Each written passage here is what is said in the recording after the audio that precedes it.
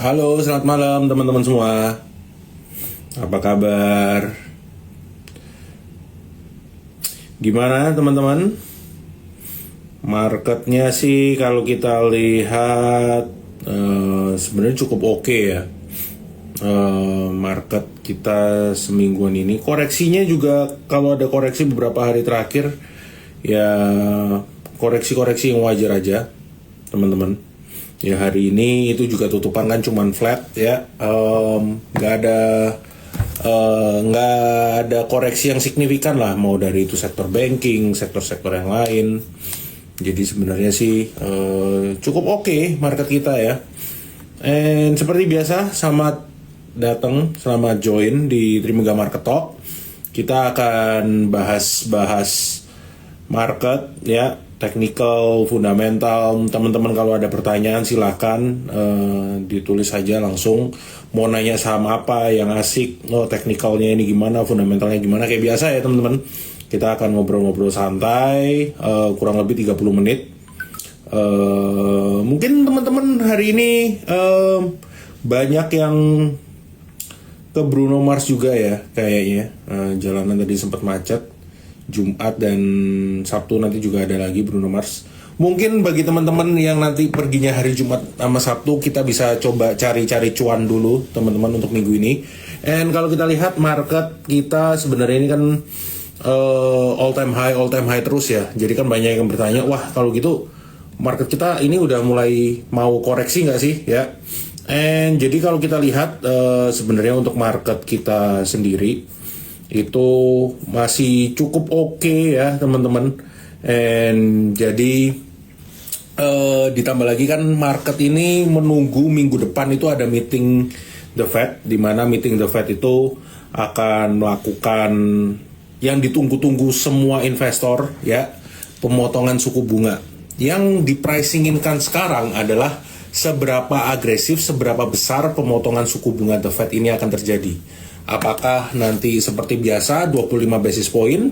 Apakah mungkin the Fed ini akan langsung nurunin 50 basis point teman-teman? Kalau misalnya 25 atau 50 itu juga nggak cuman di bulan September doang ya.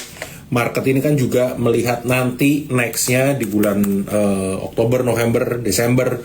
Apakah masih ada pemotongan suku bunga teman-teman? Kenapa ini cukup penting?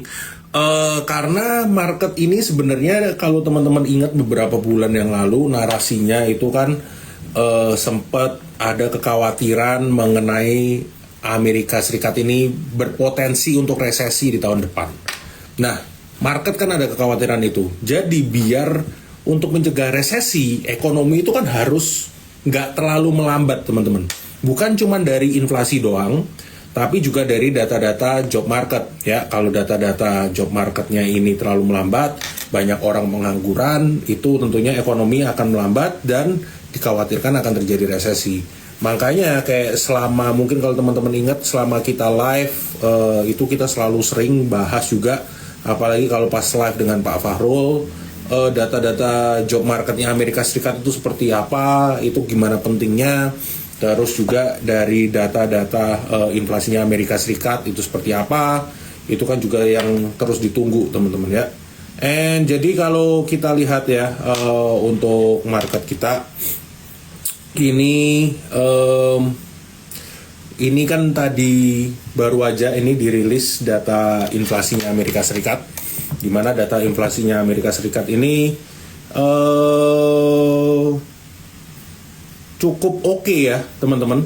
Ini jadi kan dia memang agak lompat untuk inflasinya. Coba saya lihat dulu inflasinya Amerika Serikat ini yang ditunggu semua investor nih. Oke. Ya, inflasinya Amerika Serikat itu yang CPI-nya agak turun sebenarnya dibandingkan periode sebelumnya, tapi sesuai dengan ekspektasi konsensus.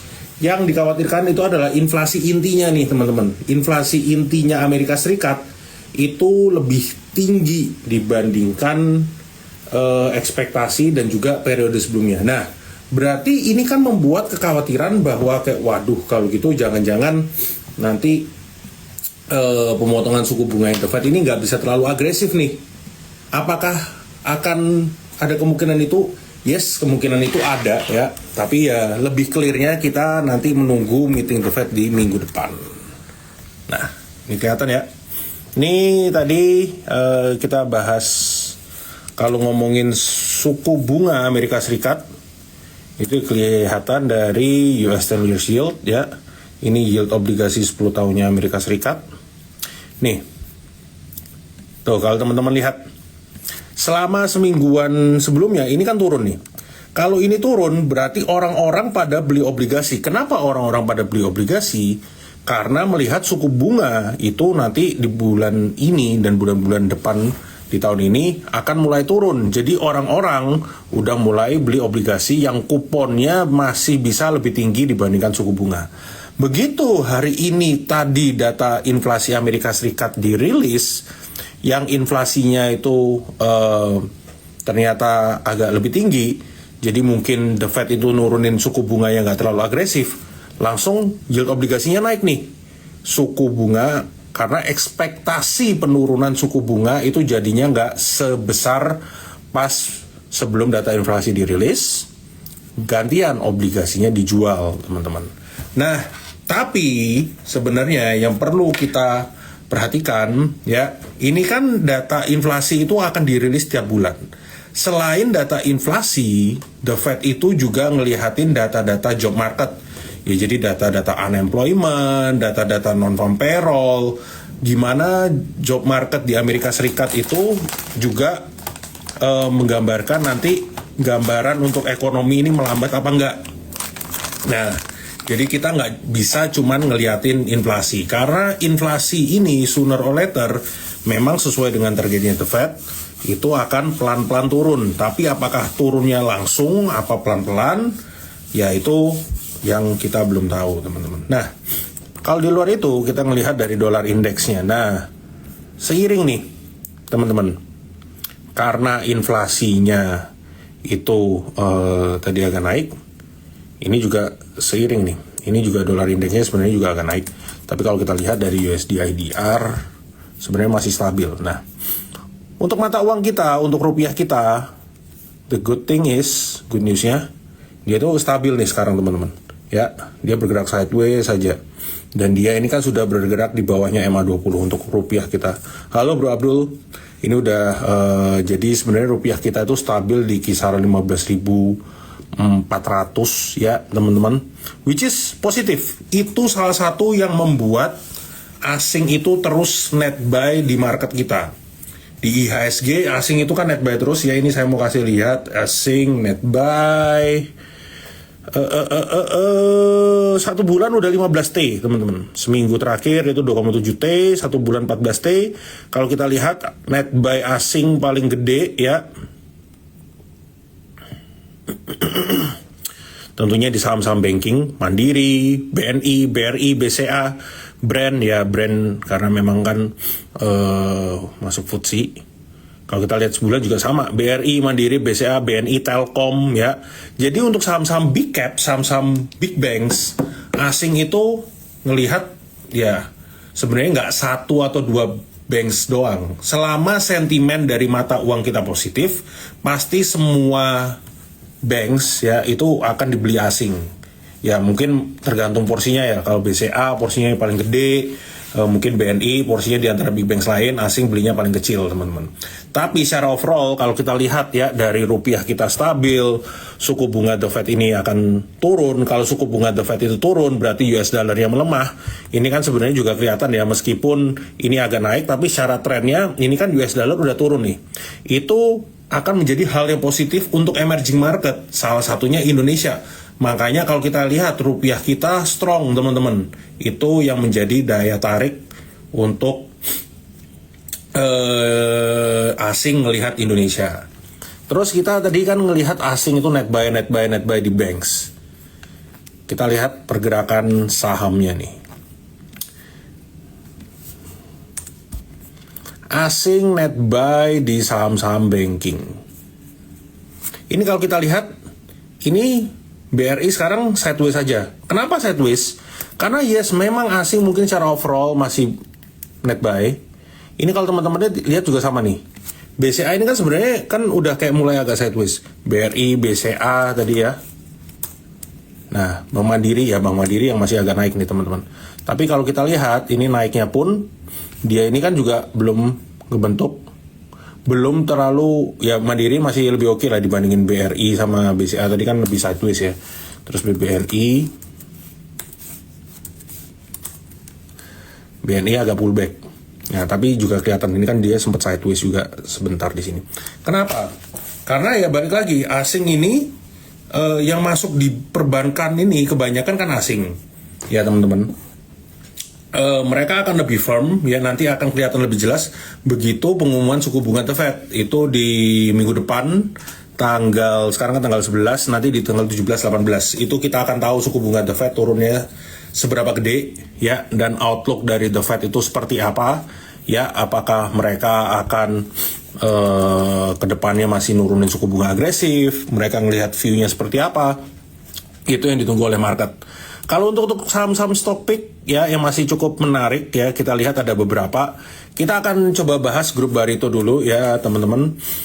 Brand ini kan sebenarnya masih naik terus ya, ini sentimennya ya nanti FTSE itu di akhir bulan udah pasti masuk. Nextnya MSCI mungkin nggak di bulan November tapi mungkin di tahun depan ya teman-teman.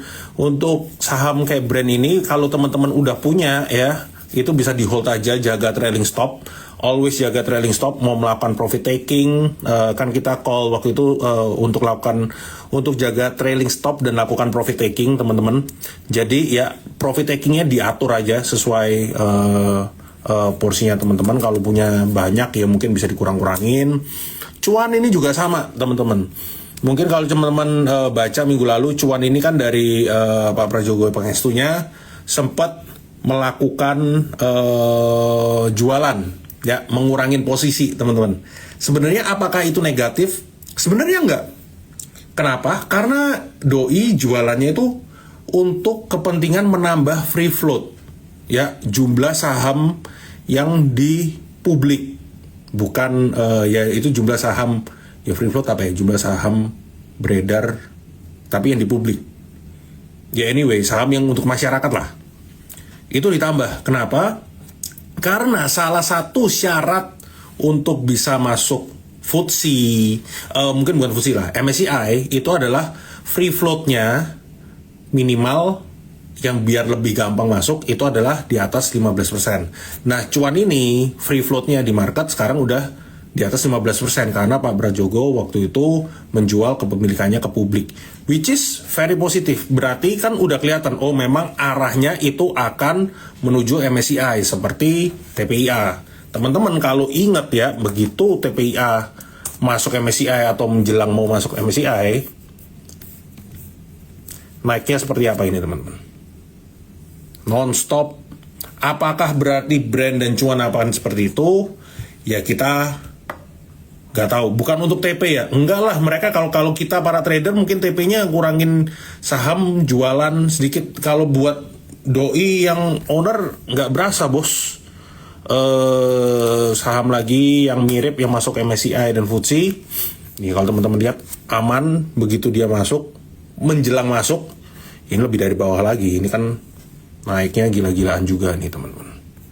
Ya dari waktu itu. Ini adalah sama nih MSCI dan FTSE. Apakah berarti akan seperti ini? Ya kita nggak tahu, kita lihat nanti. Terus BRPT kalau teman-teman lihat yang punya akun di Trimegah, tadi kita call untuk lakukan profit taking teman-teman di BRPT. Kenapa? Meskipun memang ini kalau kita lihat dari targetnya ini kan masih resistennya masih agak di atas nih, tapi dia ini kan sebenarnya kena resisten dekatnya juga. Sebelumnya kan hanya di sini. Ya di sini kita udah mulai jaga trailing stop nih teman-teman. Apakah dia masih bisa naik? Kalau masih bisa naik ya udah, berarti bisa jaga trailing stop. Begitu sini kisaran ini mulai nggak kuat, ya teman-teman lakukan profit taking. Tapi BRPT itu kenapa kita call untuk bisa profit taking sebagian atau jaga trailing stopnya? Lihat, ini hijau tebel. Ini hijau tebal terus merah, hijau tebal terus koreksi teman-teman. Apakah berarti akan seperti itu? Ya kita nggak tahu. Tapi better udah mulai jaga trailing stop. Itu untuk si BRPT.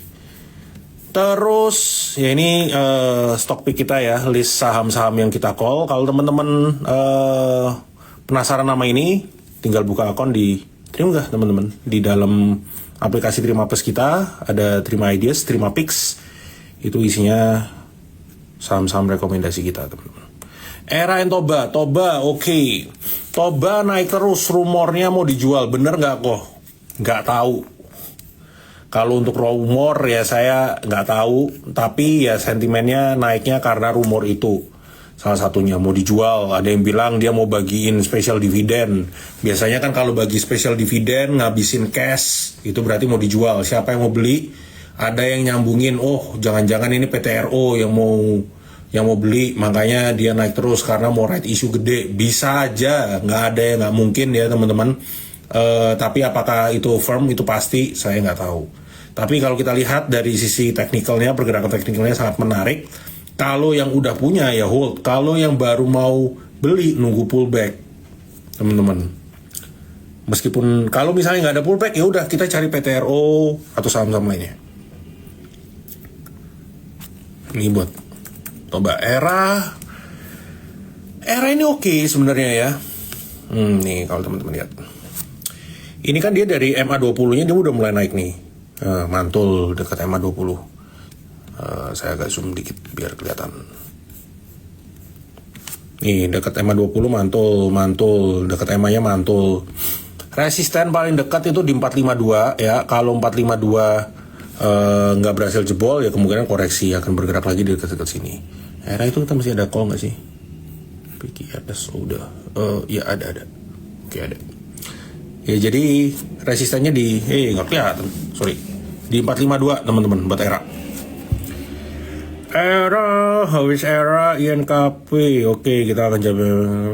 Excel Medco, Adaro Saratoga, oke Saratoga kita akan jawab. Excel, ya Excel ini sekarang kalau teman-teman lihat dari MA-nya kan dia mulai bergerak flat sideways ya. Bergerak flat sideways. Ya ini Excel ini masih menunggu kepastian nanti dia merger dengan Excel dengan Friend kapan. Ya tapi selama itu ya kemungkinan masih akan sideways saja, ranging aja untuk Excel. Excel kemungkinan masih ranging lah. Excel udah dijawab. Saratoga tadi ada yang nanya Saratoga, Adaro. Saratoga ini menarik ya teman-teman. Menguat terus ngebentuk flag. Kemungkinan akan saya tulis dulu di sini. Ini kalau teman-teman lihat, saya coba zoom. Nih, ini kan dia mulai bergerak ranging di area-area sini. Jadi dekat-dekat sini buy aja. Dekat 22 sampai 2250, 2300 bisa hold lah. Hold. Kalau yang mau masuk bisa masuk. Kalau yang udah punya Excel akuisisi link udah lama itu ya kan, lebih menarik nanti yang Friend. Saya mana tadi? Oh ini. Ini area buy ya. Sebenarnya kan bisa gini.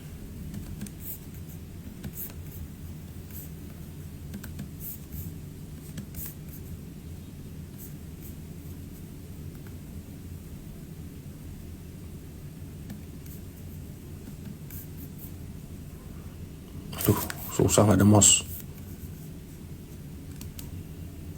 Nah, dia akan bergerak ranging dulu di sini ya. Kalau break ya next targetnya 2530. Adaronya ini juga cukup oke teman-teman. Sentimennya ada beberapa ya. Ada yang bilang anak usahanya nanti mau IPO, ada yang bilang nanti karena royalti batubara. Yang paling dekat ya, paling mungkin yaitu royalti batubara sebenarnya. Tapi apakah itu anytime soon? Kita nggak tahu karena timeline untuk something yang apalagi ya seperti itu kita nggak bisa predik lah. Adaro menarik ya, ini sebenarnya masih uptrend ya. Begitu kalian teman-teman lihat dia dekat MA20 ini mantul. Ini kan lagi dekat MA20 kan, ya berarti buy aja. dekat EMA 20 nya. BTPS, aduh BTPS ini dikira mau naik, tapi kemungkinan sih akan sideways dulu. Ini kan dia ranging di sini sebentar menguat, habis itu ada kemungkinan dia akan ranging dulu di sini nih. Ya selama masih bertahan di atas EMA-nya ini ranging dulu di situ. BRMS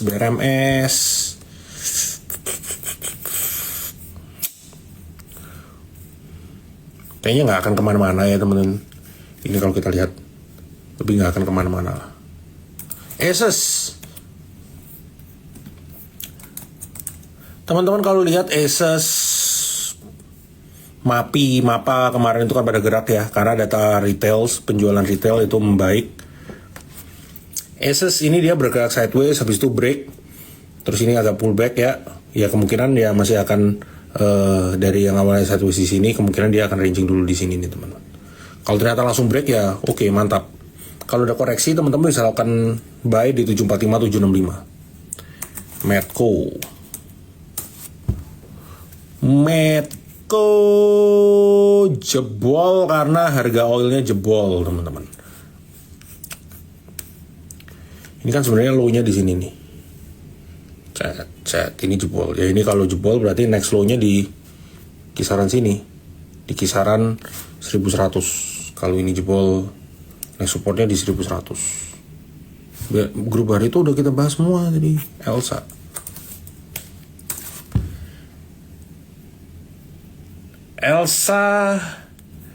Nah Elsa ini lebih mendingan karena ya dari sisi teknikalnya lebih mendingan lah kalau kita lihat dari Elsa ini. At least kan dia masih bertahan di atas EMA-nya. Selama dia nggak break ke bawah sini sih oke. Balik lagi ya, tapi ini tergantung nih teman-teman.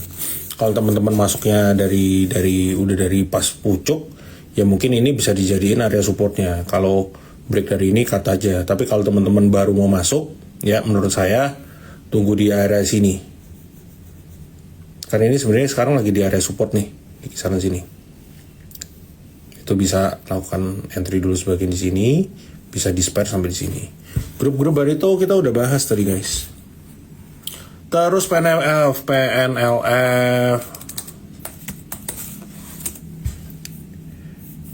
Nah, PNLF ini sebenarnya banyak yang takut juga. Waduh, jangan-jangan nggak jadi naik nih. Tapi menarik sebenarnya teman-teman. Kalau kita lihat dari sisi teknikal, kita nggak ngomongin rumor ya. Kenapa? Karena rumornya tiap tahun itu selalu ada. Mau dijual, siapa yang beli, valuasinya berubah. Ada yang bilang valuasinya, oh jangan-jangan di atas 2 kali book, 2,5. Sekarang turun. Ya kita nggak tahu lah. Karena tiap tahun itu selalu ada dibahas. Tapi belum ada kejelasan dan belum ada deal. Ya anyway, kalau kita lihat dari sisi teknikalnya ini kan menarik. Ini EMA 200. Ini EMA 100, EMA 50, EMA 20. Ya dekat EMA 100-nya dia itu selalu mantul. Terus habis itu bertahan terus nih atas EMA 20-nya. Dekat EMA 20-nya mantul. Bisa lakukan dekat sini antara EMA 50 dan EMA 20-nya nih. Oh, PTRO-nya belum, oke kita bahas. Lupa tadi. Jadi di antara 364 sampai 388 ini bisa lakukan entry untuk PNLF. Stop loss-nya ya kita main di dekat MA 100-nya, teman-teman. Resistannya di 482. PTRO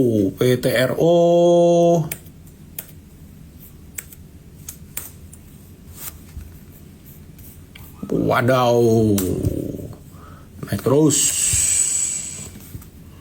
PTRO ini kalau teman-teman mau buat trading pendek harian ini sebenarnya juga bisa loh teman-teman, karena dia lumayan pergerakannya. Coba drawings.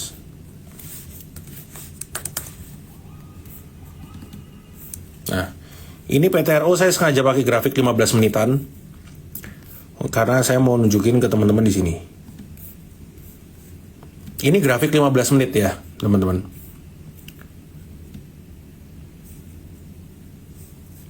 Teman-teman ngelihat semua ascending triangle. Ya sebenarnya PTRO itu salah satu yang paling enak loh kalau buat teman-teman trading harian ya. Ini ada yang mirip nggak? Di sini lompatan, koreksi, lompatan, koreksi, lompatan, koreksi. Jadi teman-teman begitu kayak ngeliat misalnya dia udah mulai pagi-pagi ya. Ini kayak tadi pagi ya, hari ini nggak kemana-mana lah. Anyway, PTRO ini menarik buat teman-teman trading pendek. Nah, ini kan sebenarnya bisa dipakai ini area ini. Jadi dekat-dekat 13.400 atau mungkin kalau teman-teman sampai sini area buy-nya sebentar. Nah, resistennya di sini.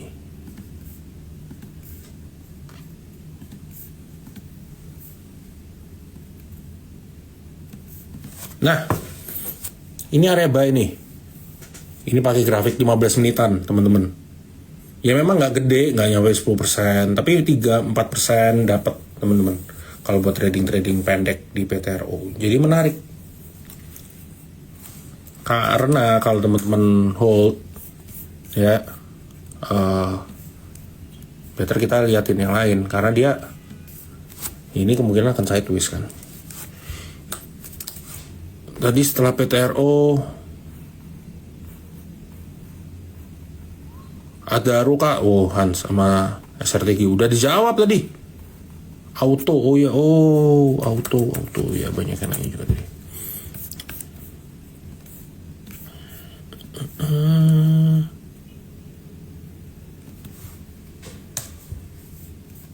Cuman udah dibahas. Berubah itu udah dibahas tadi. Auto short termnya ini uptrend ya teman-teman. Ini kan bertahan di atas sama 20-nya terus nih. Ya, jadi cukup oke ya. Kita memang udah dekat resistennya di 2380, teman-teman. Ya, ini tuh. Ini kan juga preview saya di sini. Di sini belum berhasil jebol, di sini belum berhasil tembus. Nah, ini kalau nggak berhasil break lagi, kemungkinan akan koreksi lagi dan bergerak di area sini lagi, teman-teman. MNCN ya belum kemana-mana sih ya. Ini memang di low-nya mantul. Kalau saya better pas masuknya dekat-dekat low sini, dekat area support, baru coba masuk lagi. Jangan sekarang lah, coba pas dia masuk ke area support ini baru kita mungkin bisa entry lagi. Secara overall sih itu menarik. Kita coba lihat market US sebentar.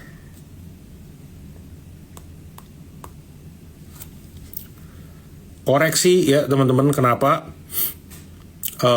Karena kan melihat tadi yang kita bahas ya, suku bunga kemungkinan ya mungkin turunnya nggak terlalu agresif, teman-teman.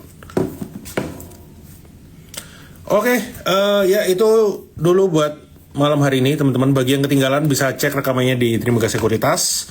Ini buat teman-teman dapat stock pick seperti tadi ya teman-teman. Mau lihat stock pick, stok rekomendasi, rekap rekomendasi kita, mau dengerin podcast dan lain-lain, itu teman-teman tinggal buka ya aplikasi Trimegah Sekuritas. Terus di dalam situ ini ada teman-teman. Nah, ini rekomendasi kita, apa yang masih bisa di call, area buy-nya di berapa, dan juga kita ada yang namanya Trim Ideas. Ini tadi stock recap dan rekapan berita-berita untuk market review. Oke, mungkin itu dulu buat malam hari ini. Thank you semua.